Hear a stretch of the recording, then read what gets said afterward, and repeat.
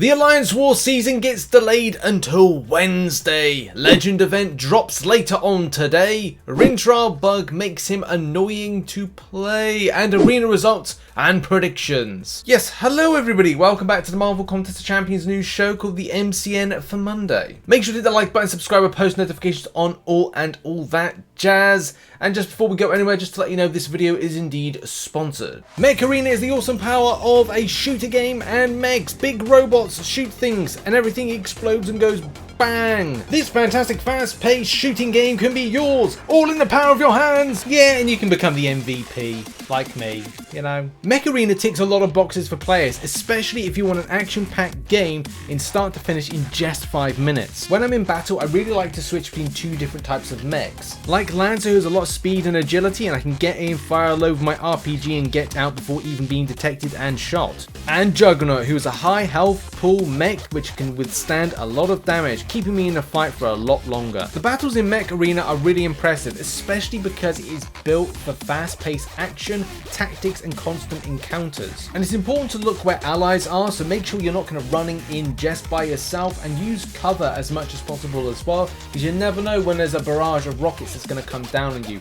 Strategy and tactics are key in this game. The game has lots of events that are on in order to gain rewards and improve your mechs, and by adding pilots, improving weapons, and adding mechs to your hangar, you can really find yourself immersing yourself in Mech Arena. And now has never been a better time to pick up the game, as first up, the Battle Pass Season 9 with a ton of rewards and skins is out for you to grab, and at the same time it's Mech Arena's first anniversary, and they've got a packed schedule of special events and some crazy prizes for you, including an awesome new sniper weapon and a new pilot, Archangel. 'Tis indeed a very good time to dive in and play, especially as the game is completely free to download on Android and iOS right now, and you can use my personal link or scan the QR code right here to get a free starter pack worth $25, a Firelight skin, a Prodigy crate, and a plasma cannon for to help kickstart your progress in game. And yeah, go and check out the game in the link in the description down below. Go and add me in game, you know, right there, RichTheMan, and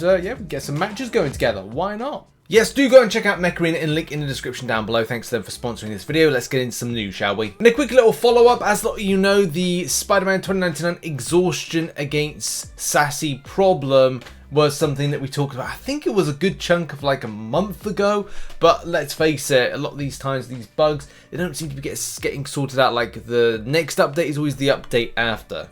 And just a confirmation for anybody interested is that there's going to be a fix that's going to be going in the next update. So that's going to be the September update. That problem will be fixed. I think it's a very specific interaction, but it's always very difficult to kind of like tell these things, these bugs. Anything can really happen.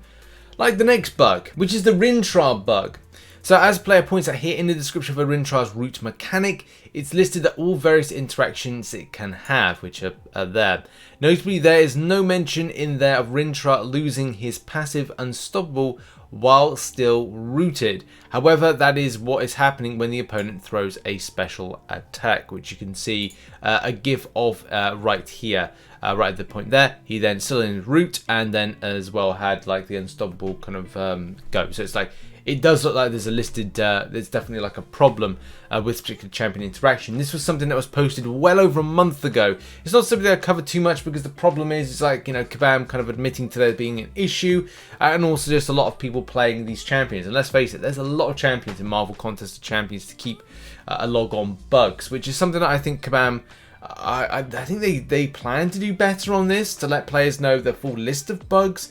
But let's face it, if you got Rintrah yesterday and kind of thought, I want to play the champion out a bit more, and was kind of wondering why is the kind of the root mechanic not working as correctly in description, and you might be kind of like, even more so because part of the kit it says rooted champions cannot move but can still attack, block, and dodge. Activating a special attack removes root and prevents it from applying. And as kind of Avi pointed out, watch the video again, it didn't remove the root but only removed the Unstoppable. And also shout out to Rocky Panthers, who kind of explains the situation like this. Rintrah activates root, the Unstoppable activates, the opponent throws a special attack, neither are removed. Conversely, Rintrah activates root, the Unstoppable activates, and Rintrah throws a special attack, root and Unstoppable are removed. That is the correct interaction here as per Rintrah's current description. The issue is this: Rintrah activates the root, the unstoppable activates, the opponent throws a special attack, the root stays as it should be, but the unstoppable is removed. Therefore, either something is missing in Rintrah's description, or step 4 is bugged in scenarios 1 and 3. God, I love when people like thoroughly kind of explain these things, which is excellent. And the final thing on this situation is Kabam's a bit saying the team is still digging into this one to find the root cause. Don't have any estimates, timelines right now, but we'll update everyone when we do. So that's going to give you an idea of that particular perspective. If you are looking to kind of like make sure you're utilizing the mechanic as much as possible, and as well we're a bit worried, then hold fire on maybe a rank up, especially like wait until like this has been addressed and sorted out. Now we turn our attention again to Alliance Wars season being postponed. It's being postponed until the 24th, which comes at the right time. There's a lot of problems with Alliance Wars at the moment. I actually saw this thread right here about the subject of debuff detox in game list does not match the forum list, which is really annoying, especially when you're looking to plan stuff when it comes to attack tactics, etc, etc. And a player saying here, it's quite frustrating. Tiger should have the tactic. Tried a solo of Bishop in War Boss. See, it was bugged visual. She could have easily done the fight with the tactic, but due to the bug, she couldn't. And Kabam Jack said, we're getting to the bottom of this, and we'll adjust the list on the forums, especially for the debuff detox list. But let's face it, like it's War's not in a good place at the moment, which is weird because, as I said, like it's my first one back in 2 years. I thought it was 3 years, but it's actually kind of like 2 years with it. But still, it's sad to come back with it being the state it is, but that's where I left it, and that's what I'm coming back to. But it's all good. I'm trying to get that loyalty, trying to get that sweet stuff from the store, as a lot of you know. So yeah, Kabam Mike said, okay everyone, we found the issue and should have fixed today. This was kind of last week. As many have suggested, we're delaying the Alliance War Season 36 until next week, which is the 24th. And this season will be a shorter one of 3 weeks. And the minimum participation to get rewards will be reduced to 3 wars. I mean, it's great for me, but then it's not good as well, because I want to get more loyalty and there's less wars. But then less wars mean bigger, chunkier rewards in a very short space of time, which ain't too bad. Yeah. However, we are not able to freeze war rating. This is one of the biggest criticisms that came out of the situation of the Alliance Wars kind of like, situation, is the war rating stuff. For these wars without potentially creating more issues, so please keep that in mind when deciding how to approach the next couple of wars. And in-game message score now. So a lot of people have kind of like said about how the war rating changes are going to be affecting them and how it's going to be an ongoing problem. I just think this is going to be a rough season. It's going to be probably some... there's also some stuff from the last season that were never addressed. So if you think that Kabam aren't addressing a lot of problems, it's a normal scheme right now to keep like these seasons running and not address bugs and just keep them kind of like well hidden without them being addressed in any kind of shape or form. This is why I hope that the enlistment bug has been addressed, the one from this season that kind of went in just before. But let's face it, there's loads to name which still need to be addressed, and we've just seen one there when it comes to like the detox list right in previous kind of like coverage. Now we move on to the Quicksilver Dev Diaries episode 2. So I've put a link in the description to this. So this is really cool. This is a second episode of how they came about making Quicksilver. It's always really cool to see these, and obviously the kind of the elephant in the room is that the Quicksilver was originally like tipped as being a mutant champion, a mutant character. But that being said, it's really cool to see the run cycle. Look at the run cycle there. Look at him running. That's so cool. I'm going to have to use that in some kind of like thing. I don't know where, but like that is so cool just to see that kind of like... It's like a Scooby-Doo run. It's proper Scooby-Doo run. If I like remember to put like a Scooby-Doo kind of thing over the top of this, it'd be quite funny. This particular episode focused on the VFX and sound effects, and it is a really interesting watch, so go and check it out in the link in the description down below. And now let's finish with the stories before we go on to the arena results with the Legends Celebration event. This one kicks off in different types of days, so if you want the login calendar, that kicks off tomorrow, but most of the events do kick off on today. Well, today in theory, there's a lot of jiggling about. Like the 7-hour login crystal starts at 3 AM PT time, Pacific time, and then trading store is at 10 AM PST time today. And then we've got the special arenas, which again kick off today at 10 AM PST, so that's good. So if you want to get yourself, and this is the kind of the great thing about it, is the Halls of Healing, Halls of Fortune, Halls of Glory, right? That's today, starts today. And also we've got the special shard arenas, which again start today, and that's something we're going to be talking about in the second video today, which will be kind of an overview of it, breaking down some guides, also like some numbers, stats, information, the extent of fights you'll need to do, all that stuff. It'll be added to the special pack that I created as a spreadsheet for the month, so we'll kind of like, we'll go over that.